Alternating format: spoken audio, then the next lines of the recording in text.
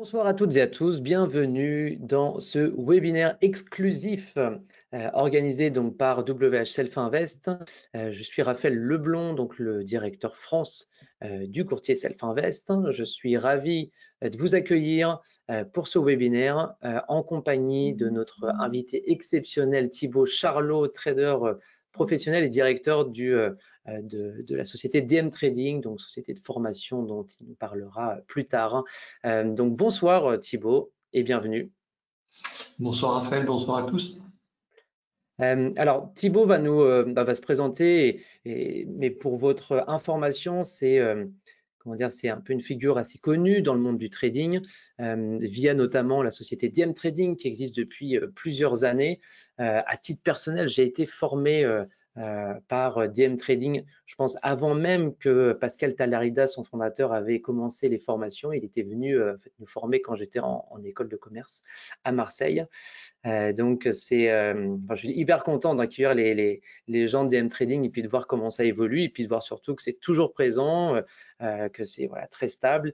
Et donc, on a l'habitude d'inviter Vincent Vacher, qui est donc l'associé de Thibaut pour DMT, qui fait du trading live sur Futur. Et ce soir, on va parler plutôt investissement avec Thibaut, investissement sur le marché des actions.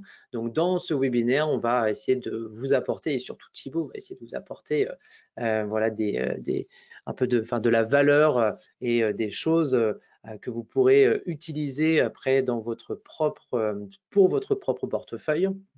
Il va nous parler d'un fameux défi sur un compte de trading qu'il a lancé il y a quelques mois.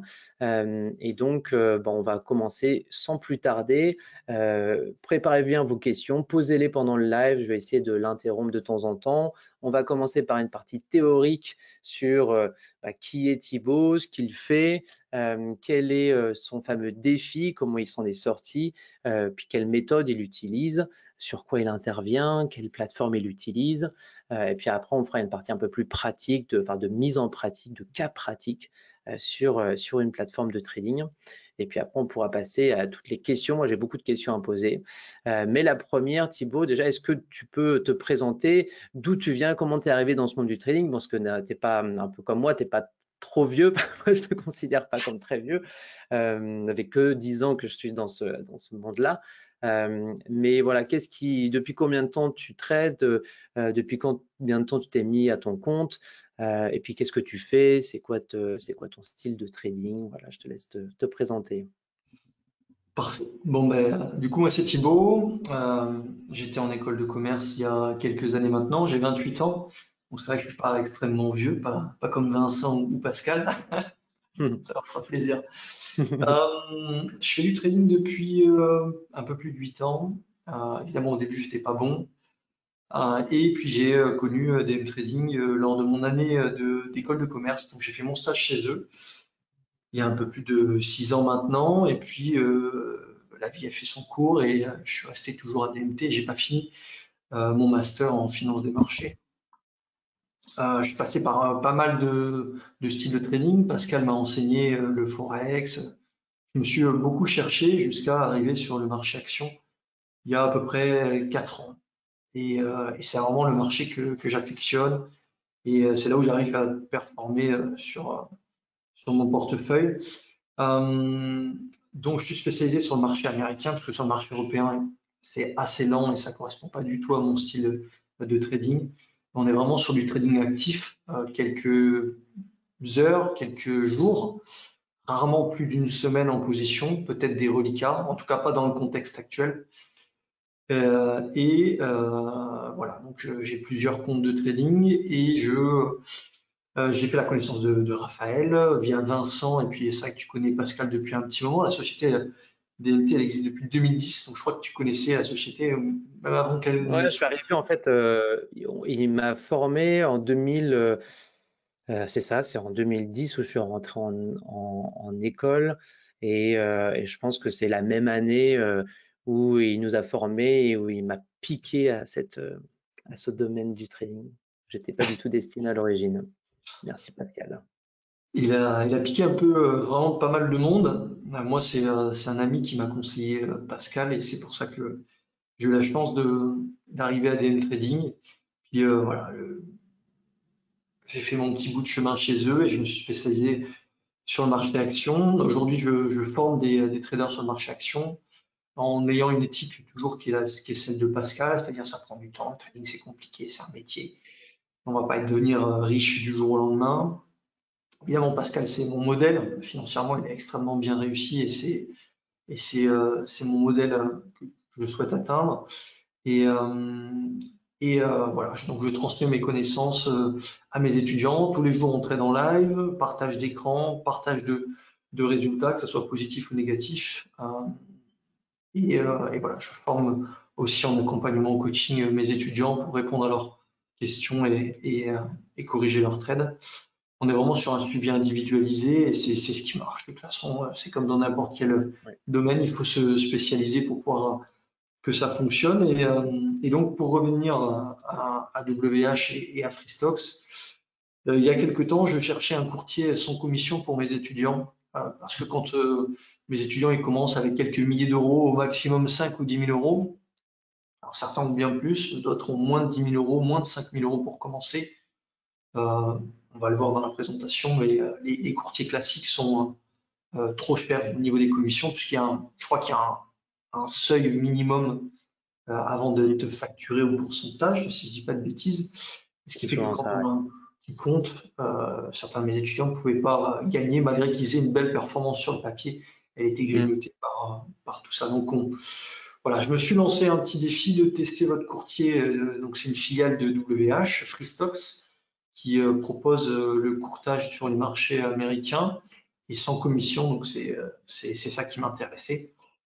Pour évidemment pas prendre de risques, parce que quand on ne connaît pas un courtier, même si je connaissais WH, pas besoin de mettre des gros capitaux pour tester le courtier. L'exécution, notamment sur une version gratuite, on peut se demander quelle est l'exécution, donc on en parlera tout à l'heure.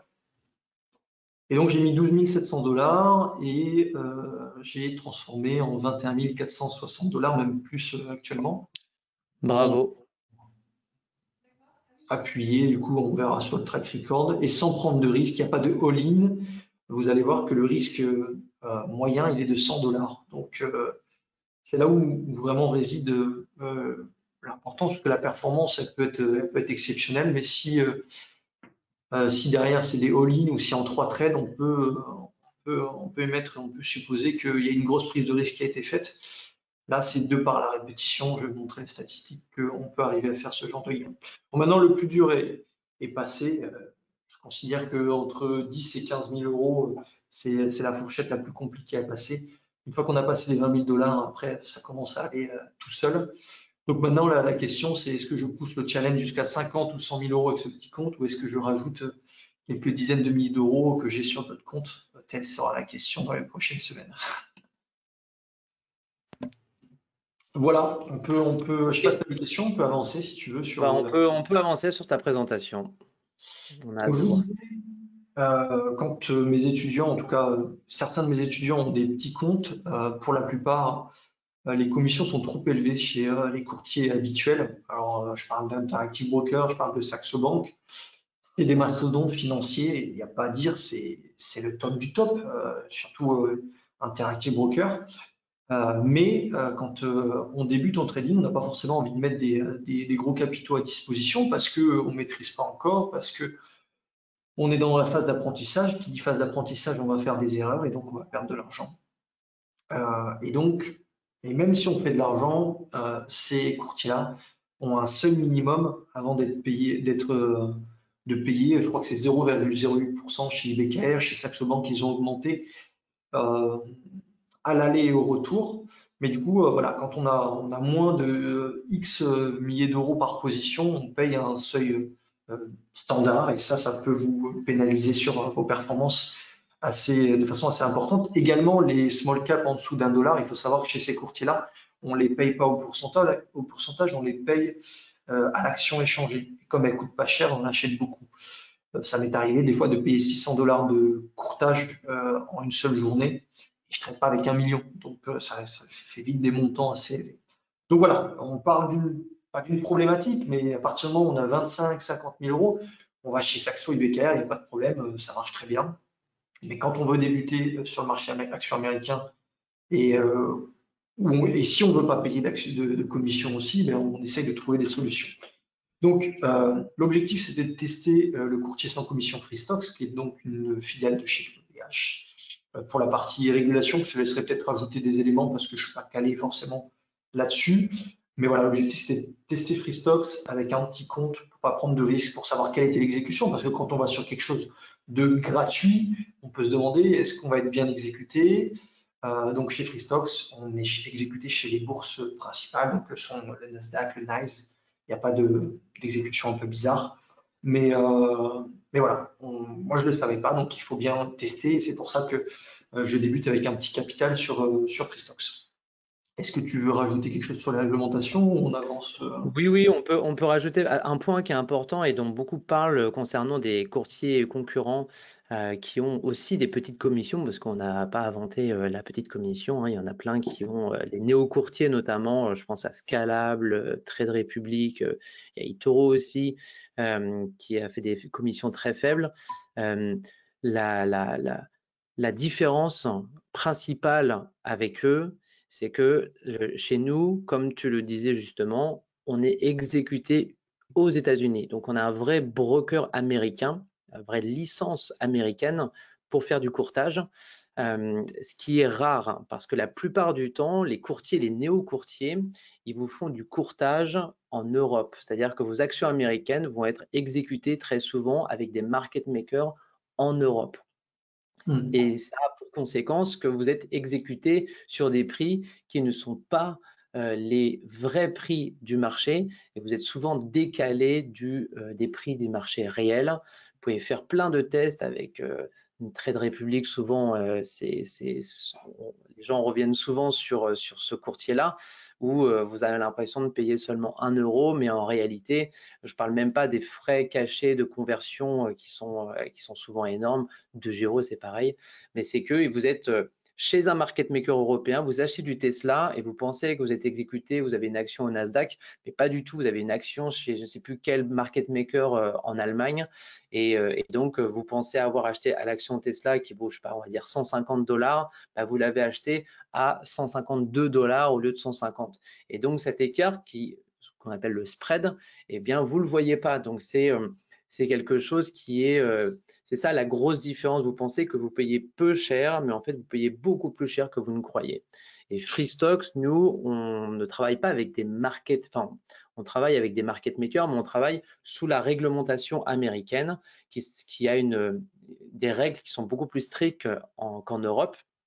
C'est des règles qu'on appelle National Best Bid Offer. C'est-à-dire qu'aux États-Unis, il y a le NYSE, le Nasdaq, mais il n'y a pas que ça. Il y en a une quinzaine des bourses market makers qui vous font des cotations en temps réel sur plein d'actions. Et donc, la règle aux États-Unis, c'est quand tu achètes, tu es obligé d'être exécuté sur le prix le plus bas proposé par cet ensemble de fournisseurs de prix.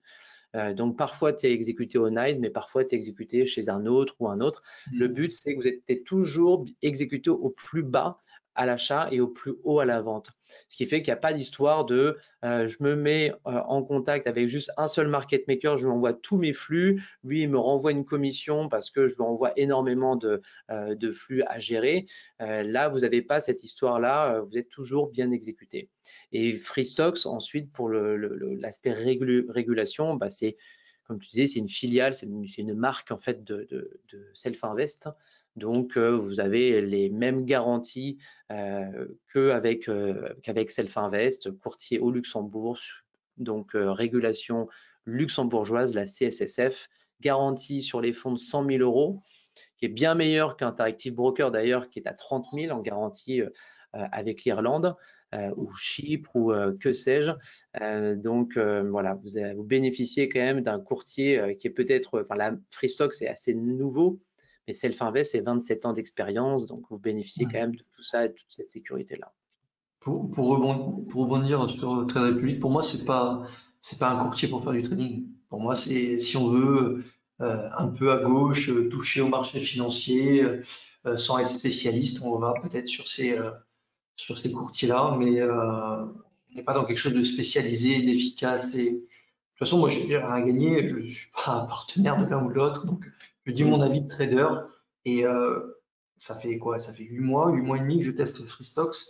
L'exécution est très bonne, surtout pour du swing, de l'intraday, il n'y a aucun problème. C'est vrai que pour peut-être du scalping, c'est pas forcément judicieux, mais moi j'en fais très peu. Mais Trade Republic, ça n'a rien à Oui, voir, eToro, ça n'a rien à voir. Ce sont ceux qui ont le plus de visibilité parce que c'est assez friendly et puis ils ont un marketing et un budget plus considérable, j'imagine. Mais ça, là. Mm. en termes de spécialistes, ils n'ont rien à envier de Freestocks ou d'autres courtiers. Le défi, bon, c'était le défi basique initial, c'était de transformer les 12 709 dollars en 20 000 dollars le plus rapidement possible. Donc ça m'avait pris 33 semaines. Aujourd'hui, j'ai dépassé l'objectif. Une fois qu'on passe au cap des 20 000 dollars, c'est la chose c'est beaucoup plus simple. Voilà, on va voir tout ça après avec les statistiques, le risque, etc. Je crois que Raphaël, tu as mis à disposition, on va mettre à disposition le track record. J'ai vérifié toutes les opérations qui ont été faites, mise à jour le 21 mars 2025. Alors depuis, j'ai tradé le compte, je vais vous montrer juste après, si on a le temps. Il est légèrement au-dessus de cette performance. Mais voilà, vous pouvez le télécharger, non pas pour montrer que c'est possible. Si certains doutent, ok, vous pouvez vérifier. Mais c'est surtout pour regarder un peu mon trading.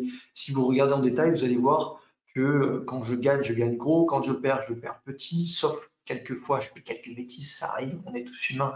Si vous voyez des moins 300, des moins 500 dollars, puisque mon risque standard c'est 100 dollars sur ce petit compte, c'est que j'ai fait une bêtise, c'est que j'ai mal géré ma perte ou que je me suis mangé un gap. Mais sinon, vous pouvez étudier comment je gagne et vous allez voir que je gagne un multiple de mon risque, souvent 2-3 fois mon risque. Vous allez voir également que j'achète plusieurs reprises et je vends une seule fois, donc ça veut dire que je pyramide mes positions. Bref, c'est vraiment intéressant de se pencher sur la gestion parce que moi, la gestion, c'est ce qui me fait gagner sur les marchés financiers. Je ne suis pas plus intelligent que la moyenne. J'ai juste compris certains éléments qui vont à contre-courant de ce que peut penser la masse. Par exemple, renforcer, acheter plus haut que mon prix initial, ça pourrait paraître dangereux et on pourrait se dire maintenant on a peur parce qu'on achète plus haut et donc on va remonter et rehausser notre PRU, alors qu'en réalité le but c'est d'essorer au maximum les trades qui sont gagnants, qui nous rémunèrent et couper ceux qui vont contre nous assez rapidement. Au niveau des statistiques, j'ai un taux de réussite de 46,4%. Alors ce taux de réussite, il a été gonflé ces derniers mois, notamment parce que j'ai fait beaucoup d'intraday. Vous le savez sûrement si vous êtes sur les marchés, le contexte depuis un mois et demi, il est catastrophique. Sur le marché américain, ça fait descendre. Donc, ça ne m'empêche pas d'acheter, mais je fais uniquement de l'intraday. Et en intraday, j'ai un taux de réussite plus élevé qu'en swing. En swing, en moyenne, je pense que j'ai un taux de réussite entre 30 et 35%. En intraday, je suis à peu près à 50%, ce qui équilibre pour un taux de réussite moyen sur les 500 trades que j'ai fait aujourd'hui sur le compte à 46,4% de taux de réussite. Donc, pour faire ce défi, vous transformez 12 709 dollars en 21 400 et quelques. J'ai fait 502 trades. Enfin, j'ai fait 502 gains ou pertes, mais en réalité, j'ai fait plus de trades parce qu'il y a des renforts parfois. Donc, on est peut-être à 700 ou 1000 trades au total. Mais j'ai fait 500 sorties, que ce soit positif ou négatif. Voilà. Proche des 9 000 dollars de gains, avec seulement 100 dollars de risque, presque 70% de performance sur le capital, et ça fait seulement 39 semaines. Je suis parti en vacances un mois et demi pendant ces 39 semaines, donc en réalité, ça fait même moins. Mais voilà les statistiques du petit compte qui ont été prises sur le track record, donc vous pouvez vérifier. Normalement, je ne me suis pas trompé, ou si je me suis trompé d'un ou deux trades. Mais voilà, vous pouvez vérifier. Ce qui est important de mettre en avant, c'est ce 100 dollars de risque en moyenne. Parce que faire 9 000 dollars sur un petit compte, c'est simple. Si on fait un all-in sur une small cap et qu'elle prend 20, 50% ou 100%, on fait un double compte en l'espace de quelques heures ou quelques minutes. Là, ce qui est important, c'est que je prends 100 dollars de risque par trade en moyenne. Alors, des fois, je suis à 50, des fois, je suis à 125. Donc, c'est une moyenne, 100 dollars de risque. Donc, sur 500 de trade, et quand on soustrait les pertes aux gains, il reste 9 000 dollars à la fin. Et des bêtises, j'en fais plein. je fais des erreurs de stop loss. Des fois, ça m'est arrivé 2, 3 fois d'être en mode espoir alors qu'il ne faut pas. C'est bien la première chose que j'enseigne dans ma formation, mais ça arrive sur 500 trades. Il y a des fois où on va craquer sur 1 ou 2 trades. Donc, vous allez pouvoir voir dans le track record que des fois, je perds 500 $ au lieu de 100 $. Des fois, je me mange un gap, ce qui va augmenter mon risque moyen. Mais malgré toutes ces erreurs, en étant humain et en faisant plein de bêtises, des fois en étant trop optimiste, des fois en prenant mes profits trop tôt, eh bien, on arrive quand même à faire des jolis chiffres à plus de 69% sur le capital en même pas un an, ce qui est plutôt correct. Tu me dis s'il n'y a pas des questions, j'avance sinon. Ah ouais, tu peux avancer, vas-y. Comment je m'organise? On va aller voir tout à l'heure quelle est ma méthode exacte pour trader. Je vais vous montrer exactement ce que j'ai fait aujourd'hui. Tout à l'heure, j'ai tradé avec un étudiant qui est carrément venu chez moi et on a tradé en live avec les autres étudiants qui étaient en visio. J'utilise Pro Realtime.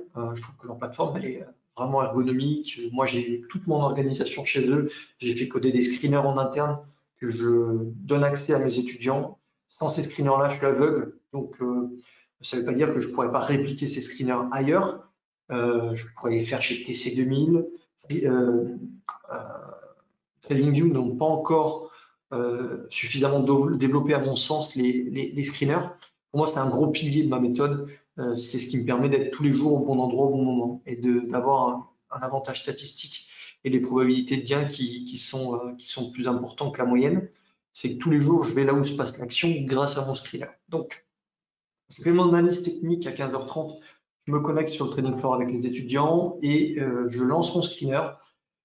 Et en continu, le screener va s'actualiser tout au long de la session. Et dans les 15-30 premières minutes, normalement, j'ai pris toutes mes positions. Derrière, je vais manager mes trades et je vais les suivre. Mais voilà, souvent en 30 minutes de trading, toutes mes positions, tous mes renforts sont faits. Et derrière, c'est est-ce que je tiens en intraday un peu plus longtemps ou est-ce que je tiens en swing? Et là, ça va être de la gestion.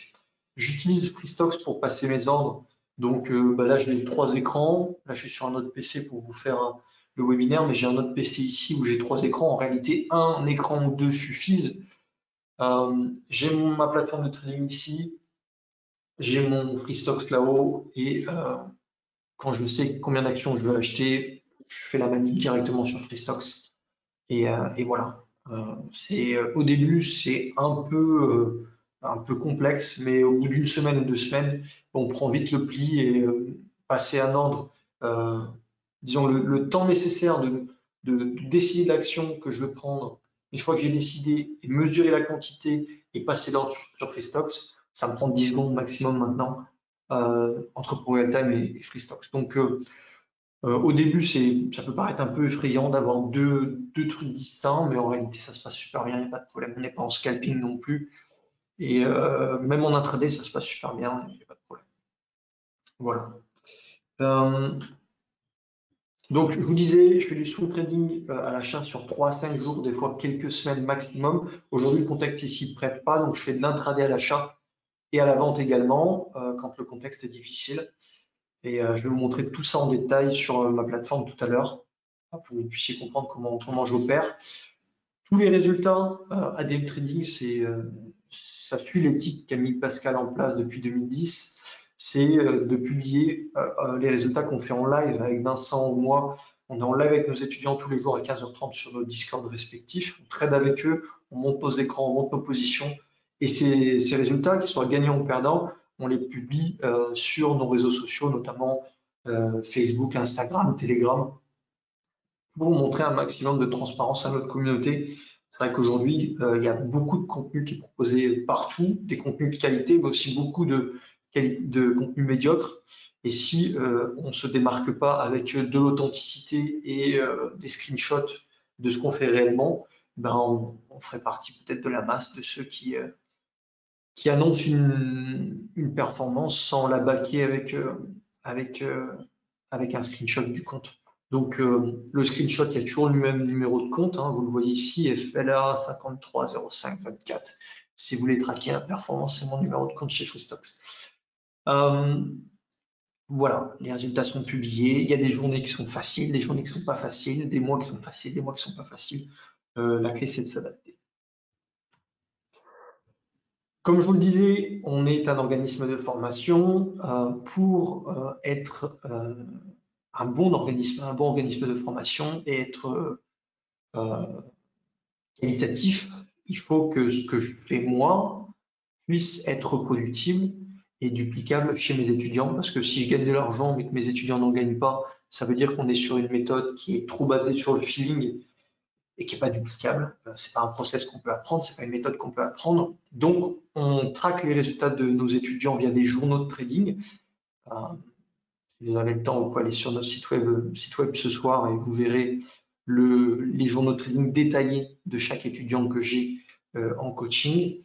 Et en fait, c'est ce que Pascal a mis à DM Trading depuis 2010, c'est que l'AMF annonce 80% de perdants sur les marchés financiers. Peut-être que Raphaël, tu as des stats plus précises. Je ne sais pas. J'ai des stats plus précises. En fait, l'AMF, enfin, c'est même pas l'AMF maintenant, alors je sais pas pour l'AMF quel est le nombre total de perdants, enfin, selon l'AMF, mais ce que je sais, c'est qu'il y a l'ESMA, donc le régulateur européen, qui impose maintenant aux courtiers CFD de publier le taux de réussite de leurs clients sur les CFD. Donc, il Ok. n'applique pas cette même règle pour les actions, il n'applique pas cette même règle pour les futurs ou les options, ça ne concerne que le Forex et les CFD. Donc, c'était avant, c'était au début, enfin, il y a quelques années, à peu près 95%. C'est tombé assez bas. Nous, on doit être autour de 80%. Bon, ça reste à un taux élevé, hein. Mais voilà, mais ça ne concerne que les CFD sur les actions. On n'a pas du tout cette information-là, il n'y a pas besoin de le communiquer. Ok. Bon, du coup, sur CFD, 80% des gens perdent sur les marchés financiers. Ça s'explique de plusieurs façons. Il y a des gens qui sont là en mode casino, gambling. Il y a des gens qui n'ont pas de méthode, qui n'ont pas de process, donc pas de formation à la gestion du risque notamment. Et donc nous, ce qu'on cherche, c'est à inverser les statistiques. Alors c'est pas tout le temps facile parce qu'il y a des gens qui n'y arrivent pas. Il y a des conditions de marché qui sont plus simples ou d'autres plus difficiles. Mais ce qui fonctionne, en tout cas chez nous à DM Trading depuis 2010, c'est vraiment accompagner les gens de façon personnelle, individuelle. On prend très peu de personnes dans nos spécialités. Vincent et moi, on a des spécialités différentes. Vincent, il fait du scalping de l'intraday sur contrat futur.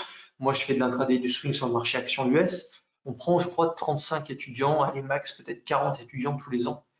Parce qu'en fait, on trade en live tous les jours avec eux. On les accompagne en coaching une fois par semaine pendant 2 heures pour corriger leur trade. Et quand vous apportez à quelqu'un un accompagnement aussi personnalisé, évidemment, c'est un travail en binôme, c'est-à-dire que c'est pas que la responsabilité du centre de formation, c'est la responsabilité du centre de formation, mais aussi la responsabilité de l'élève de mettre en pratique, d'apprendre le process, de le mettre en pratique, d'être régulier, de venir en accompagnement tout le temps.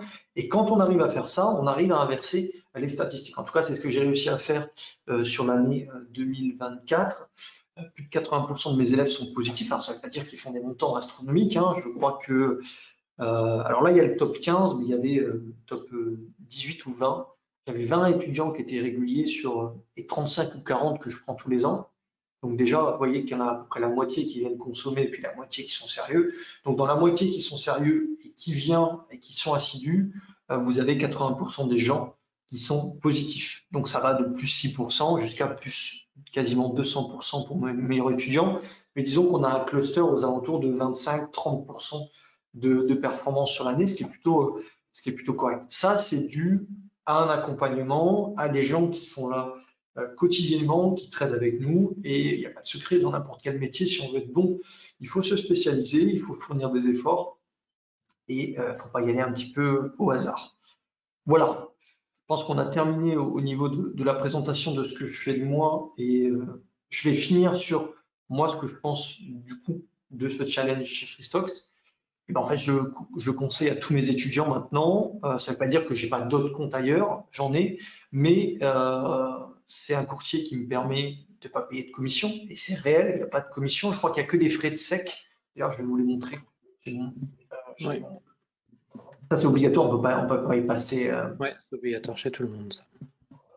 Je vais sortir le track record ici. Donc là, vous avez tout le track record mis à jour le 21-03 à 11h41, mais je l'ai ici le compte Freestock, donc il est à 21 567, il est un peu plus gagnant. J'en ai un peu chié ces dernières semaines. Donc j'avais un drawdown et puis je suis remonté au-dessus aujourd'hui. J'ai pris, vous proposez un compte à marge, pas cher, je crois que c'est l'équivalent de 10 euros par mois. Donc vous pouvez avoir un levier x2 en swing trading, un levier x4 en intraday. Ce que je vais chercher à exploiter quand le marché va être un peu plus en forme, je vais y aller avec un peu plus de taille de position. Et ça me permet pas forcément de prendre plus de risques, mais admettons que vous achetiez un actif qui est cher, vous allez forcément mobiliser plus de capital que sur un actif qui est pas cher, parce que le stop loss sera plus court, etc. Euh, Admettons que sur un ou deux trades sur un actif cher, vous soyez complètement mobilisé et vous soyez en 100% immobilisé sur votre compte. Derrière, si vous voulez faire des renforts tout en remontant votre stop loss, c'est-à-dire sans prendre de risques supplémentaires, eh bien, vous avez besoin de marge. Et cette marge, elle est là, elle est intéressante pour venir renforcer des positions qui fonctionnent, plus que pour prendre des risques inutiles et assez importants. Donc là, vous avez toutes les. Donc, c'est tout ce matin, je me suis amusé à compter toutes les lignes où il y a une plus-value ou une moins-value, et c'est toutes les stats qui ont été calculées en fonction de ça. Ce que je voulais vous montrer, les seules commissions qu'il y a, enfin les frais, c'est pas des commissions, c'est les frais de SEC. J'imagine que ça c'est obligatoire, on ne peut pas y échapper. Ouais, c'est ça, c'est qu'on voit d'ailleurs dans l'explication, ce qui prouve d'ailleurs qu'on est bien exécuté sur le marché américain. Enfin, cela dit, non, je pense que chez tout le monde, on aurait ça. Quand on achète de l'action américaine, il y a tous ces petits centimes là grappillés par la SEC. Ouais, Ça, c'est normal. un petit pourboire, mais multiplié par des Mhm. millions d'opérations tous les jours, ça fait du fric. Mais bon, pour nous c'est ridicule, hein. C'est sur la journée du 21, par exemple, j'ai dû dépenser 70 centimes. Alors qu'en commission, ça m'aurait coûté 50 balles, 25 balles. Ouais. C'est ridicule. Et ça, de toute façon, vous le payez, quel que soit le courtier. Donc, vous avez les Ouais, ouais. commissions plus les frais de sec. Pour ça, on vous mettra à disposition le track record si vous voulez regarder un peu comment je fais. Euh, voilà, il y a par exemple, ça, c'est pas mal. Ça fait 5 fois mon risque. Ça fait 17 fois mon risque. Ça fait 5 fois mon risque. Ça, c'est du swing. Ça, c'est de l'intraday. Et ce que vous pouvez observer aussi, ce qui est pas mal, c'est que, et je vous invite à décortiquer par exemple sur GT, là, on gagne 549, donc cette ligne ici, là, mes achats se font sur ces deux lignes-là. OK? Et on voit 416 et 416. En fait, j'utilise des mécanismes de renfort qui me permettent de doubler, tripler ma position sans augmenter mon risque. Ça, j'en ai parlé d'ailleurs sur ma dernière vidéo YouTube. C'est important, c'est des mécanismes qui sont hyper puissants pour pouvoir gonfler votre taille de position sans prendre plus de risques. Parce que le cas basique, c'est on veut gagner plus, donc on risque plus. Mais en fait, non, il faut Mhm. essayer de trouver des mécanismes pour gagner plus sans augmenter son risque. Évidemment, quand on est dans un contexte plus facile où le marché monte et il y a vraiment des opportunités tous les jours, on peut augmenter notre risque. Mais aussi, il faut connaître certains mécanismes comme ça qui me permettent. Ouais. Et donc, vous allez voir que c'est comme ça que parce qu'avec un taux de réussite de moins de 50%, si je ne vais pas chercher un multiple de mon risque avec une taille de position plus importante quand je gagne, eh ben, je serai perdant tout simplement. Mhm. Voilà. Donc, vous pouvez filtrer tout ça. Vous avez mon compte Freestocks ici. Donc aujourd'hui, j'ai fait 180 dollars. J'aurais pu en faire quasiment 400. Voilà. On n'est pas parfait, j'ai fait des bêtises. Euh, il y a un moment, j'ai hésité, j'ai pas cliqué, etc. Bon, j'ai fait 1,2 fois mon risque. Donc j'ai risqué 100 dollars, j'avais quasiment fait 200, ce qui est correct, mais j'aurais pu en faire 400. Voilà, donc ça c'est mon compte, toujours avec le même numéro de compte. Je ne sais pas s'il y a des questions. Moi j'aime bien Freestocks parce que voilà, il n'y a pas de commission. Euh, il y a rarement des bugs, honnêtement, je crois que ça m'est arrivé deux, trois fois. C'est vrai que c'est frustrant, mais des bugs, ça arrive aussi chez DeGiro, ça arrive ailleurs. Voilà, c'est comme ça, c'est la technologie, des contrats avec de la technologie, il y a forcément quelques fois des bugs, mais c'est très rare et moi je trouve que vraiment satisfait de Freestocks. Et alors, comment Et tu l'utilises, cette plateforme-là? Parce que bon, c'est pour le passage d'ordre, mais voilà, je vois que tu as un journal de trading. Comment tu t'organises, toi, avec cette plateforme? Et en fait, j'ai ma plateforme ici. Alors, comme sur mon autre PC, j'ai trois écrans. Donc, je mets cet écran ici pour étudier le marché et voir ce qui m'intéresse et ce que je veux acheter. Et une fois que j'ai en tête ce que je veux acheter, Freestocks arrive vraiment en dernier. Je vais dans Trade, je fais buy, je mets la quantité que je veux, 1000, et j'achète toujours au market. Je ne m'embête même pas avec des ordres limites. Vous pouvez le faire, Ok. il n'y a pas de problème. Mais moi, j'achète au marché, je vends au marché, je mets mon stop loss. Une fois que j'ai ma position, euh, je fais ordre OCO, stop market. Je mets l'horizon de temps GTC, je crois. Donc, c'est un horizon de temps euh, où l'ordre n'est pas valable que la journée, mais sur plusieurs jours ou sur le mois, je ne Ouais, sais plus. c'est Et ça. voilà, basta. En fait, j'achète au marché, je mets mon stop loss. C'est les deux choses que je fais. Et quand je veux sortir, ben, je fais sell market ici, Ok. la quantité que je veux sur la totalité. Ou alors, je peux close ici en faisant clic droit. Voilà. Ok. Le journal de trading, c'est plus pour prouver ce que je fais tous les jours. En fait, je prends un screenshot de la performance. Donc, par exemple, ce que je vais faire ce soir, c'est que je vais prendre la performance, je vais la screener ici, puis je vais la mettre sur les réseaux. Tiens, comme ça, il y a mon numéro de compte, il y a la date et il y a mon gain, on va perdre Hmm. réalisé sur la journée. Ok. Mais voilà, je fais pas d'analyse graphique sur Freestocks, pas du tout. C'est possible, mais moi, je le fais pas. Ouais, ouais, d'accord. Ok. Et quand tu ouvres un ordre, tu rentres au marché. Une fois qu'il est exécuté, tu rajoutes un stop. Tu le fais pas avant? Non, ma priorité, c'est parce qu'en fait, j'ai une stratégie où je rentre sur des accélérations.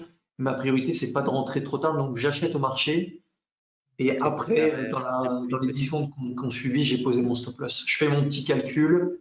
De toute façon, j'ai déjà fait mon calcul avant. Pour savoir le nombre d'actions que je vais acheter, je sais où j'allais placer mon stop loss Ok. parce qu'il va me donner le nombre d'actions à acheter. Et derrière, j'ai juste à faire ordre OCO, stop market, horizon GTC et je balance l'ordre stop. C'est vrai on peut le placer directement, mais bon, je ne pense pas. Et maintenant, mon cerveau, il est programmé comme ça. Ok, ouais, ouais, non, mais c'est après chacun ses petites habitudes, mais c'était intéressant de savoir que tu peux, parce qu'on peut le faire avant, on peut le faire après, on peut faire mettre plusieurs. Alors ça, c'était mon autre question par rapport à ton utilisation. Ah, il y a un truc qui est hyper intéressant dont je me suis beaucoup et dont je m'inspire parfois encore, c'est cette méthode, moi j'appelais ça le scaling. Le scaling, c'est-à-dire que il y a la moyenne à la baisse et il y a la moyenne à la hausse. Donc toi, tu Ouais. achètes, ta position est en gain, tu la renforces. Généralement, les gens, ils achètent, ça baisse, ils renforcent. Ça, c'est Hmm. moyen. Généralement, il faut plutôt racheter quand on gagne. Et donc, toi, donc, tu utilises cette méthode de scaling où enfin, tu augmentes ton exposition tout en gardant le même risque. Ça veut dire que ton stop loss, quand tu as renforcé, c'est un stop loss, quoi, tu mets à 0, par exemple, sur ta première position. Alors, effectivement, la plupart des gens, déjà, c'est très intéressant ce que tu dis, c'est que moi, je fais l'inverse de ce que fait la masse. C'est pour ça que je gagne. C'est pas très compliqué. Je fais des choses qui sont difficiles mentalement à faire pour la plupart des gens. Donc, Hmm. quand ça va dans mon sens, je considère que j'ai chopé le bon poisson et donc je vais, entre guillemets, lui taper sur la tête. Je dis ça à mes étudiants. Tout à l'heure, je dis vous achetez, vous renforcez. Parce que quand on a trouvé le bon actif, il faut absolument, à mon sens, euh, essorer un maximum les gains sur ce trade-là. Parce que vous allez avoir des trades qui vont avorter directement. Et donc, je vais perdre un R. Et quand je gagne, je vais absolument gagner un maximum sur le trade gagnant. Et donc, je vais renforcer, je vais pyramider, je vais scaler en anglais. Ouais, c'est exactement ça. Et je vais acheter plus haut que mon premier point d'entrée. Et je peux vous le montrer sur un trade tout à l'heure. On est rentré sur FSLR. Et je leur ai dit, moi j'ai même acheté 3 fois, je peux vous montrer sur le. Alors ça a dégonflé depuis, mais grosso modo, je lance mon screener à 15h30. Ça, c'est mon screener à gauche qui me permet d'avoir les meilleurs actifs à la hausse tous les jours à 15h30. Je vais éplucher le top 5, le top 10 du screener. On est censé être sur des actifs qui ont de la patate. Il y a souvent un catalyseur, une news derrière. C'est pricé à la hausse. Moi, je veux rentrer sur ces actifs-là, ou en tout cas parmi ces actifs-là. Une fois que j'ai fait le choix de ces actifs-là, on a FSLR qui commence à accélérer. Donc, j'ai acheté une première fois ici et j'ai renforcé là. Mais si tu renforces, j'ai doublé ma position, par exemple sur FSLR, ben, tu doubles ton risque quasiment si tu laisses ton stop loss initial. Donc, ce que je fais, c'est que je rehausse mon stop loss. Donc, je m'expose au marché double. J'ai doublé ma taille de position. Donc, je m'expose 2 fois à ce que j'ai l'habitude de prendre. Par contre, si je veux pas perdre plus, il faut que je remonte mon stop loss. Et donc, vous voyez ma ligne rouge, c'était mon stop loss, mon deuxième stop loss en fait, que j'ai rehaussé pour ne pas perdre plus d'argent que les 100 dollars qui étaient initialement pris en risque sur ce compte-là. Voilà. Ok, Donc, très intéressant et très clair. on peut regarder sur le journal, mais sur FSLR, par exemple, j'ai acheté, bon, j'ai fait un autre achat après derrière, mais j'ai acheté 3 fois. J'ai acheté une fois à 134,15, une fois à 135,5, une fois à 136,50. J'ai tout vendu à 138,64, ce qui fait que j'ai gagné une fois et demie mon risque en très peu de temps. Là, on est dans un contexte qui est difficile. Si j'arrive à faire une fois et demie mon risque, c'est parce que de un, je renforce, je suis très rapide. Mais imaginez dans un contexte qui est facile, un contexte qui est facile ou plus facile, disons, bah, faites 5 fois votre risque dans la journée si vous êtes bon. Et, euh, et donc ça, il y a peu de personnes qui sont capables de le faire, de pyramider. C'est ce que tu dis, scaler, c'est en général, on fait du DCA, on achète quand ça descend parce que c'est les modes, c'est les soldes. En fait, notre cerveau est programmé. On est humain, on a peur d'acheter trop haut, par peur que ça se retourne. Et par contre, acheter plus bas, bah, on imagine ça et on image ça comme si c'était les soldes. En réalité, si ça descend, c'est que c'est une daube. Si ça monte, c'est que c'est quelque chose qui est fortement demandé. Donc, si on arrive à switcher notre cerveau là-dessus, on gagne. Voilà. Non, mais c'est vrai, hein, c'est des choses parfois qui sont psychologiquement pas intuitives. Et souvent, ce qui est intuitif, c'est pas forcément ce qu'il y a de bon. Ça, c'est toute la psychologie du joueur. Celui qui perd n'est pas d'accord avec le fait qu'il s'est trompé. Il pense qu'il a toujours raison, donc il va s'enfoncer en moyennant à la baisse. Quand on fait du DCA, du long terme, c'est pas forcément très gênant parce qu'on ne prend pas de levier. Ça, c'est très gênant quand on fait du trading avec des effets de levier sur du CFD ou des futurs. Où là, quand on a tort, il faut tout de suite arrêter. Et quand on a raison, souvent, au lieu de s'enfoncer dans son gain, on clôture tout de suite de peur à ce que ça se retourne. Et c'est souvent l'inverse qu'il faut faire, c'est que quand on est en gain, ça veut dire qu'on a raison, donc il faut renforcer sa position. Parfois, ça va se retourner et puis bon, on aura perdu, mais quand on aura vraiment raison, on aura beaucoup gagné parce qu'à l'inverse, c'est pareil. Parfois, quand vous moyennez à la baisse, ça remonte, ouf, vous avez eu un coup de chaud, mais vous en êtes sorti. Mais parfois, quand ça part à nouveau à la cave, eh bien là, vous avez cramé la moitié de votre compte. Ça, Donc, quand c'est ça marche. possible dans un sens, c'est possible dans l'autre. Ouais, ça marche une fois, c'est de la chance. Le jour où ça marche pas, on crame un compte. Là, par exemple, on peut regarder les plus gros gains sur ce petit compte où je risque toujours 100 dollars. Je suis capable de faire du 1800, du 1100. Et regardez, c'est ça qui est intéressant. C'est pour ça que je vous ai sorti le track record autre qu'annoncer la validité de la perte. C'est que euh, vous voyez mon nombre de buys à chaque fois systématique. En fait, je double, même si parfois je vais tripler, quadrupler ma position et je vais remonter mon stop loss. Et ça, c'est ce qui me fait vraiment gagner. Mes étudiants, je les coach là-dessus parce que c'est hyper dur psychologiquement de se dire on va acheter encore plus haut que ce qu'on a acheté, ça va se retourner. Et on a toutes ces peurs qu'on a tous dans notre cerveau. Mais si vous regardez tous mes gros gains, hein, et on peut continuer comme ça, il n'y a pas qu'un seul bouton buy, hein. Il y en a plusieurs et c'est même flagrant. Très intéressant.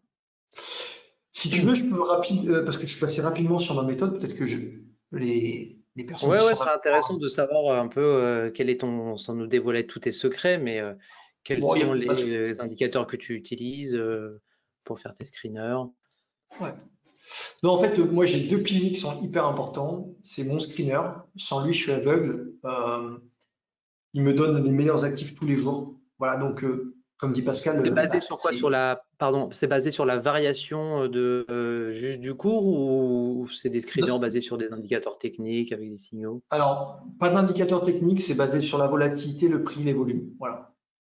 Le Il y prix a et les volumes. il y a Ok. plusieurs métriques qui sont prises en compte et ça me permet d'aller sur des actifs, grosso modo, qui accélèrent avec de gros volumes la plupart du temps. Des fois, sur de l'intraday, je vais aller sur des conditions de linéarité, mais grosso modo, oui, c'est basé sur le prix, les volumes et la volatilité, essentiellement. Donc là, par exemple, si on regarde un de tes screeners, en fait, j'ai l'impression que tu pourrais faire ça sur Freestocks. C'est que là, le Biotech 1931, c'est quoi la colonne? C'est R vol, c'est quoi? C'est volatilité? Non, là, c'est du volume. C'est-à-dire qu'on a une activité anormale sur le volume et ça me montre que bah, il y a une réaction face à un catalyseur, à des news, et que potentiellement, ça va être pricé à la hausse. Là, vous avez sur ce screener-là que des actifs qui montent, soit avec des volumes ou pas avec des volumes. Après, tout dépend comment on rank les Ok. variables ici, hein. Mais vous avez le top 100 des actifs les plus performants sur la journée, sur le marché américain. Donc, en fait, moi, comme je vois ça, c'est un entonnoir. Vous avez 5600 actions sur le marché américain. Mon screener, il me donne tout à l'instant T, en temps réel, il va s'actualiser tout le temps, le top 100 des actifs les plus performants sur la journée. Maintenant, sur le top 100, ça reste un échantillon quand même relativement vaste. On a fait du tri, mais il reste beaucoup d'actifs. Et derrière, je vais affiner mes choix d'un point de vue visuel, mais aussi d'un point de vue des volumes. Donc, c'est pour ça que je peux aussi ranker par relatif volume, etc. Et je vais me focaliser. J'ai des étudiants qui ont tradé GT aujourd'hui. Voilà. Allez savoir pourquoi GT. Alors, il me semble que c'est lié aux taxes que Trump a mis. Il me semble que c'est un fabricant américain qui va profiter des taxes mises sur les concurrents chinois. Mais grosso modo, même si on ne connaît pas la news, on lance le screener à 15h30. Mes étudiants, ils ne connaissaient pas forcément la news. Ils ont vu que ça a pop. Ils ont acheté, ils étaient dans le top 5 du screener. Ils ont acheté là. En 5 minutes, ils ont acheté là, ils ont acheté là et ils ont vendu là-haut à peu près. Ou ils ont vendu par là. Donc, euh, voilà. Critères de Et- volume, de prix, de volatilité. Le screener, c'est un des deux piliers les plus importants dans mon trading. Et ce que je pense, moi, ça m'intéresse plus. Je me suis fait trop avoir par le passé. Euh, Parce qu'on a tous des biais, on est comme ça, c'est humain. Tiens, j'ai une affinité sur telle action. Tiens, à cette news, je pense que ça va faire monter. En fait, ce qu'on pense, on s'en fout. C'est qu'est-ce qui est pricé à l'instant T par le marché. Qu'est-ce qui monte fortement? Et si ça monte fortement, c'est que ça plaît au marché. Et donc, il faut qu'on soit dedans. S'il y a une forte demande, il faut que nous, on achète pour pouvoir dégager une plus-value. Alors, des fois, ça va avorter parce qu'on aura acheté plus haut. C'est le jeu, c'est le risque. Mais la plupart du temps, ça va permettre de faire de la performance. Donc, moi, j'essaie de laisser tous mes biais de côté, j'en ai encore, c'est évident. Le screener, c'est lui qui va me dire, c'est mon garde-fou. Si je ne prends pas des valeurs qui sont dans le screener, c'est que je n'ai pas respecté ma méthode. Je dis à mes étudiants, tant que c'est dans le screener, vous pouvez trader ce que vous voulez, ça me va, ça ne me dérange pas. Si c'est pas dans le screener, vous avez fait de la merde. À vos risques et périls. Ouais. Ok. Parce- Et voilà. à chaque fois, tu mets, parce que tu mets un stop à 100 dollars, mais comment tu décides de la taille de ta position? C'est que tu le décides à la fin ou d'abord au début, tu fais toujours la même exposition et tu adaptes ensuite le stop loss pour que ça fasse 100? Comment tu fais?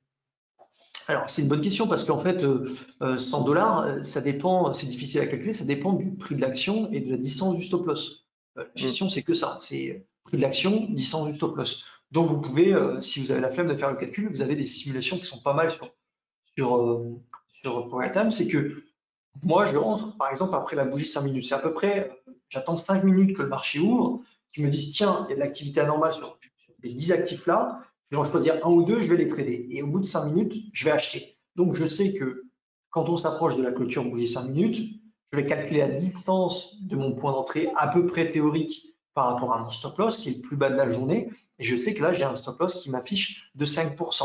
Je vais dans le quantité auto, je dis, voilà, je voudrais perdre que 100 dollars avec 5,06, combien, combien je dois acheter d'actions? Il va me dire 192. Voilà.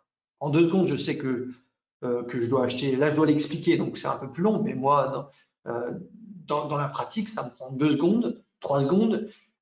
J'ai 192 qui est simulé sur ProRealTime, et après, je vais sur mon FreeStocks et j'achète, je choisis l'actif, je tape le ticker ici en 1 seconde, je fais buy, tac, tac, market, et c'est fini. Alors, je rebondis sur, est-ce que tu peux revenir sur FreeStocks? Parce qu'il y a quelque chose que je voudrais montrer sur la plateforme. Ouais. Voilà, c'est le spread. C'est juste pour montrer, parce que souvent les plateformes, elles ne montrent pas toujours le spread. Là, vous voyez que vous avez un spread. Par exemple, si on prend, je sais pas, l'action que tu as sélectionnée Apple, là sur la gauche, tu as un spread à 3 centimes. Donc, il y a un spread de marché qui existe. Ce spread n'est pas écarté par FreeStocks, hein, c'est le vrai spread brut du marché. Et donc, John nous demande comment est-ce qu'on se rémunère s'il n'y a pas de commission. Eh bien, c'est une bonne question. John, tu es le seul à avoir posé cette question, alors pourtant, c'est la question qui brûle les lèvres de toutes et tous.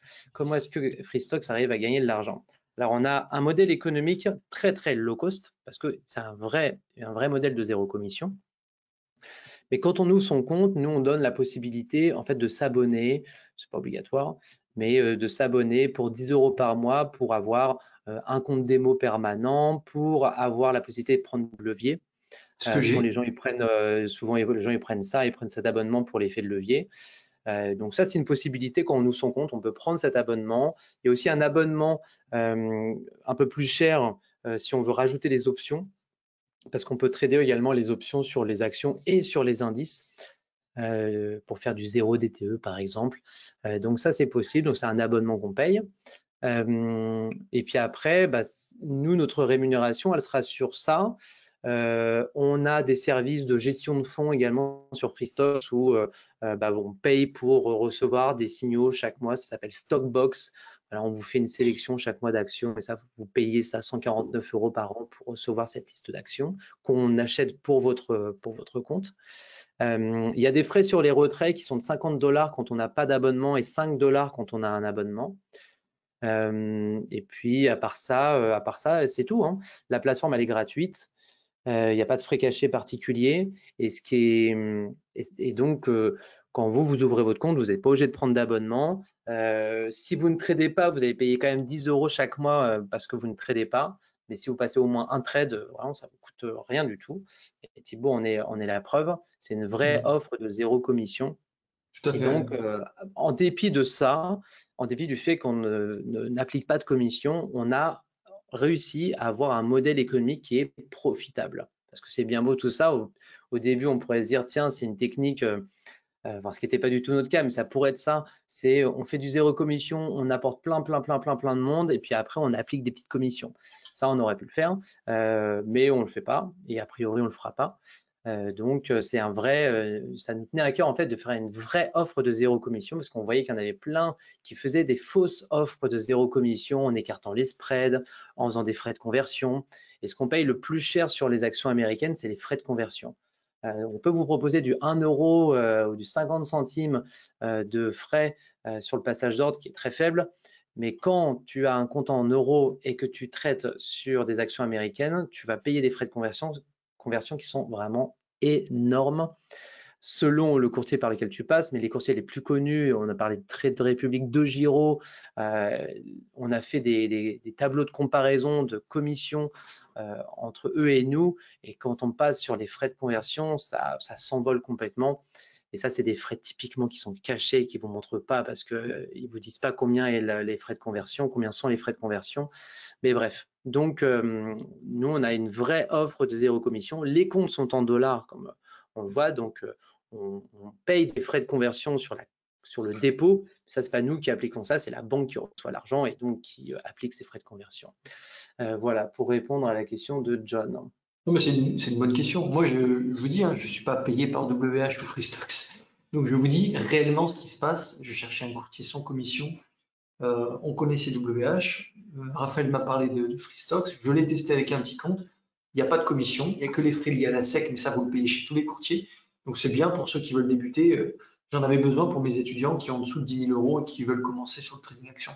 Parce que ça permet d'éliminer 5, 10 $, 15 $ des fois de commission par jour. On est un peu actif. Voilà, donc juste pour rebondir sur la méthode, vous apporter un peu de valeur et pas juste parler du défi que j'ai réalisé. Deux piliers centraux pour avoir, je pense, une approche efficace, en tout cas c'est mon approche sur le marché action. Il vous faut être tous les jours sur des actifs qui créent de la valeur, qui sont performants. Pour ça, vous avez les institutions, elles laissent des traces, ou les news laissent des traces. C'est la réaction des opérateurs face aux news qui va créer de la spéculation, que ce soit positif ou négatif. Ça va se voir notamment sur les volumes. Donc, c'est une variable qui est prise en compte dans mes screeners, que ce soit à la hausse, à la baisse. Ici, vous avez le screener haussier, ici, vous avez le screener baissier. Donc, par exemple, ici, vous avez des actifs. Alors, ça, c'est un graphique 5 minutes qui me permet de voir un peu plus en intraday comment ça se comporte. Là, vous avez un graphique daily et on voit qu'il y a certains actifs tous les jours qui se font défoncer. Il y a des actifs qui créent de la valeur tous les jours. Et donc, moi, je vais essayer de me mettre sur ces actifs-là et de sortir de la performance tous les jours. C'est pas tous les jours facile, mais on arrive à faire de la performance quand même. Et voilà, donc c'est l'élément central de ma méthodologie, avoir un entonnoir. En fait, c'est simplement un tri que vous faites parmi l'univers des actions américaines, qui comporte 5600 actions américaines. Vous dites, voilà, sors-moi les actifs qui ont le plus qui font le plus de performance, pardon, et qui répondent aux critères aussi, parce que j'ai mis des critères. Vous pouvez choisir les critères de volatilité, de prix, vous pouvez choisir la liquidité minimum, le nombre le capital échangé minimum quotidiennement, etc. Ça, vous pouvez le customiser à votre guise. Donc ça, c'est un screener que j'ai fait coder et qui est disponible pour mes étudiants, mais vous pouvez très bien créer votre propre screener sur n'importe quelle plateforme et avoir déjà un premier entonnoir qui puisse vous permettre d'être sur des actifs qui performent tous les jours. La clé, c'est ça. Il y a aussi ça. Tout à l'heure, on parlait des gens qui perdent sur les marchés financiers. Et c'est pas que le fait qu'on ne soit pas formé, qu'il n'y ait pas de gestion du risque ou qu'il y ait des gens qui sont en mode casino. C'est que pour avoir des bons résultats, il faut être sur des actifs qui performent. Et donc souvent, la majorité des gens qui perdent, ils vont être sur des actifs random, qui ne font rien. Oui, parce qu'il y a peut-être une pattern, une configuration graphique, mais ça ne suffit pas. Il faut être sur les meilleurs actifs où il y a une imbalance, c'est-à-dire un écart de force entre les vendeurs et les acheteurs, pour que quand nous on achète, il y a encore des acheteurs qui achètent derrière nous. On n'est pas rémunéré parce qu'il y a un triangle, un range ou quoi que ce soit. On est rémunéré parce qu'il y a des acheteurs, en tout cas à l'achat, parce qu'il y a des acheteurs qui se positionnent derrière nous. Voilà. Donc ça, c'est hyper important à comprendre et ça permet d'avoir un avantage statistique considérable. Donc vous faites un entonnoir, vous arrivez sur le top 10, 20, 50, 100 du marché américain à l'instant T et derrière, vous essayez de trouver les actifs qui vous plaisent le plus techniquement. Alors moi, j'ai des petites astuces. Je vais regarder si on sort d'un range, ça me plaît plus évidemment que si on ne sort pas d'un range ou si on est déjà perché. Je veux qu'on arrive au début d'un potentiel mouvement, pour qu'on est sur déjà un mouvement qui est 2-3 jours d'ancienneté. Voilà, des petites astuces comme ça, mais essentiellement, moi je veux. En fait, cette méthode, elle a été. Bon, c'est de la logique, mais c'est aussi parce que j'ai discuté avec mon frère qui travaille dans un fonds d'investissement aux États-Unis. Il pèse à peu près 210 milliards le fonds. Et eux, quand ils rentrent, ils font pas semblant. Ils vont pas rentrer avec 10 000, avec 100 000. Ils vont rentrer avec 10 millions, 100 millions, parfois 1 milliard. Et si on multiplie tout cet argent de sous-gestion dans les fonds d'investissement, eh ben, oui, des fois, on ne va pas les voir, ils vont passer de façon sous les radars, ils ne vont pas laisser de traces, mais la plupart du temps, quand ils ont la dalle et qu'ils veulent rentrer une action en portefeuille, ils vont laisser des empreintes. Et ces empreintes-là, on essaie de les détecter, et c'est le boulot du screener. Le screener, il va détecter les actions qui se font acheter massivement ou vendre massivement par les institutions. Ce qui est signe que potentiellement, il y a un début de pricing qui est fait suite à un catalyseur, une news X ou Y. Moi, je n'analyse pas du tout les news. Je fais confiance au marché. Je regarde ce qui est pricé. Des fois, après, quand j'ai l'information, ça donne des convictions supplémentaires. Mais ça a tendance plutôt à me créer des biais qu'autre chose. Donc, en fait, je vais là où il y a un pricing. Également, vous voyez des petits commentaires ici, biotech, autopart, gold. J'essaie d'aller sur des thématiques sexy. Alors, qu'est-ce que j'appelle les thématiques sexy? C'est de l'IA, de la crypto, de la robotique, de l'humanoïde, de l'imprimante 3D, du cannabis quand il y a une légalisation dans un pays européen. Tout ça, c'est des thématiques qui plaisent et qui sont susceptibles de s'envoler. Je peux vous montrer des actifs qu'on a prévus l'année passée sur le quantique. Voilà, ça peut donner ce genre de mouvement, hein. Alors, rassurez-vous, je n'ai pas capté l'entièreté du mouvement, sinon je serais peut-être sous les cocotiers à siroter un cocktail. Mais voilà, des thématiques sexy, ça peut faire 2000% en 2 mois. Et c'est ce que j'essaye de rechercher. Évidemment, il y a des fois, je vais travailler le gold, enfin les minières de gold, des fois, je vais travailler les énergies, mais des fois, vous avez, dans l'énergie, c'est gros, c'est un secteur, c'est une famille. Vous avez des sous-industries, vous avez les énergies vertes, que sont l'éolien, le solaire, vous avez les biocarburants, vous avez, vous avez plein de choses. Vous avez après, donc vous avez des secteurs, des familles, et moi, j'essaie d'aller sur des industries assez sexy qui vont potentiellement révolutionner notre façon de consommer, de vivre demain. Et c'est ce qui va être souvent pricé par les institutions. Mais je n'essaye pas de deviner. Le screener m'affiche des résultats et quand je vois intelligence artificielle, 5 actifs d'intelligence artificielle dans le top 20, je me dis qu'il y a une rotation sectorielle des capitaux sur l'IA. Et si l'année passée, il y avait une rotation sectorielle sur les cryptos, il y avait une rotation sectorielle sur le quantique, les ordinateurs quantiques, il y avait une rotation sectorielle Sur le cannabis, au mois d'avril, il y a des gros volumes qui sont rentrés sur le cannabis, notamment Tilray. Ici, Tilray, je vais mettre CGC. Après, il faut les connaître un peu, les actions. Mais voilà, ici, vous avez la légalisation, je crois que c'est le 2 avril. Vous avez, alors j'ai fait marquer Joe Biden, mais parce que il y avait déjà une potentielle légalisation avec Joe Biden en 2017, mais en 2024, vous avez la légalisation du cannabis en Allemagne, le 2 avril, il me semble. Mais les volumes, et le screener m'a de suite identifié le cannabis dans cette zone-là, avant, parce qu'il y avait des initiés. Quand vous faites une légalisation, c'est quasi évident que vous avez pardon, tous les politiques qui sont au courant. Forcément, c'est décidé par eux. Donc, il y a des fuites, il y a des fonds d'investissement qui vont en profiter, il y a des investisseurs particuliers qui vont en profiter, que ce soit légal ou pas légal, hein, parce que les initiés ne sont pas tout le temps illégaux. Si on remplit, il me semble, un document chez l'AMF, vous avez la possibilité d'être dans la légalité, même si vous êtes un membre du directoire ou autre. Mais ce que je veux dire par là, c'est que ces initiés-là, on peut les traquer avant que la news ne sorte. Et moi, souvent, je me retrouve à travailler des actifs avant qu'une news ne sorte. C'est ça qui est intéressant, c'est que les initiés laissent une trace, ils sont tellement cupides qu'ils vont laisser une trace sur les marchés que moi, je vais repérer. Si vous regardez, par exemple, Li Automobile, avant qu'il y ait donc c'est un constructeur chinois de véhicules électriques, avant que... Attendez, c'était où? C'était là. Si je ne dis pas de bêtises. Il me semble que c'était là. Avant qu'il y ait la politique monétaire favorable sur le marché chinois, je crois que la Banque centrale de Chine voulait injecter des centaines de milliards dans leur économie pour soutenir notamment les actions. Enfin, il y a peut-être quelqu'un qui est plus calé que moi, mais il y a eu une politique monétaire favorable au marché action chinois qui a eu lieu, si je ne dis pas de bêtises, là. Et moi, je suis rentré sur l'e-automobile de par mon screener ici, sur cette bougie, à l'Open. Et pareil, sur une NIO, qui est une boîte chinoise, la news a eu lieu ici, et moi, je suis rentré ici. Donc, en fait, si on a une bonne lecture des volumes, du prix, de la volatilité, on peut regarder là où se passe l'activité anormale, et soit on va détecter des initiés avant qu'une news ne sorte, soit carrément on va arriver au moment où il y a une news qui est en train d'être pricée. Et donc ça, c'est vraiment mon trading. Je vais essayer de suivre les fonds d'investissement pour grappiller quelques miettes. C'est la base de mon trading. Voilà. Ok, excellent.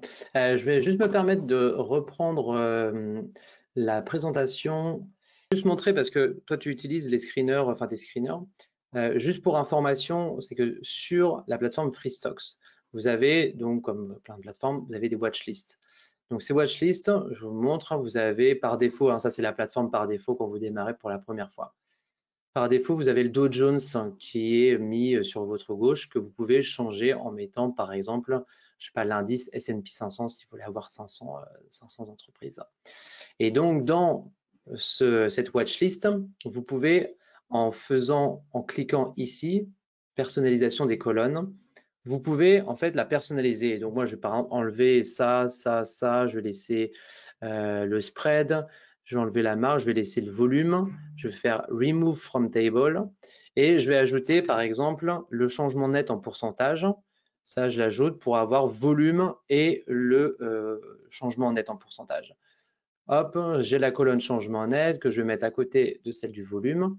Comme ça, on voit le spread, le prix, l'action, le changement pourcentage et le volume. Et après, j'ai juste à cliquer pour les répertorier par ordre du plus gros au plus petit ou inversement. Et ensuite, j'ai juste à cliquer sur l'une et j'ai le graphique ensuite qui va s'afficher. J'ai le volume à côté, donc pareil, hein, si je veux faire afficher les plus gros volumes, bon, là c'est Nvidia qui est apparu. Mais vous pouvez, si vous ne voulez pas utiliser PRT, ce que je comprends, surtout que ce n'est pas une plateforme avec laquelle on est compatible, donc on peut tout à fait utiliser, si les screeners que vous utilisez sont relativement simples, vous pouvez tout à fait utiliser des screeners de FreeStocks qui vous donnent les variations en pourcentage plus volume. Et vous pouvez, si vous voulez autre chose que le S&P 500, après vous pouvez clairement créer votre watchlist et l'appeler, je sais pas, bref, vous pouvez l'appeler et après vous ajoutez tous les symboles que vous souhaitez. C'est voilà, c'est hyper simple. Enfin bref, vous ajoutez ce que vous voulez et c'est comme ça que vous allez pouvoir créer vos propres watchlists avec les 1500 actions qui existent aux États-Unis et que vous pourrez ranger comme voilà, comme vous le souhaitez. Voilà, c'était ce petit aparté que je voulais. J'avais pas fait gaffe, mais effectivement, on peut peut-être faire quelque chose dessus. Il faut que je regarde. On peut quand même faire quelque chose dessus. Concernant les questions, alors il y a Florent qui nous fait, c'est une question témoignage. Je traite depuis peu sur FreeStocks et c'est ce qui m'a permis de voir mes performances réelles sans les frais qui grignotaient mes gains. Je suis donc très heureux de payer 10 € pour avoir un peu plus de levier. Et puis, ça me permet de prendre plus sereinement mes positions. Donc, top et merci pour ça. Envisagez-vous néanmoins de retravailler un peu plus l'interface pour la rendre plus agréable? Par exemple, ouvrir plus facilement un graphique depuis la watchlist ou encore l'onglet Account.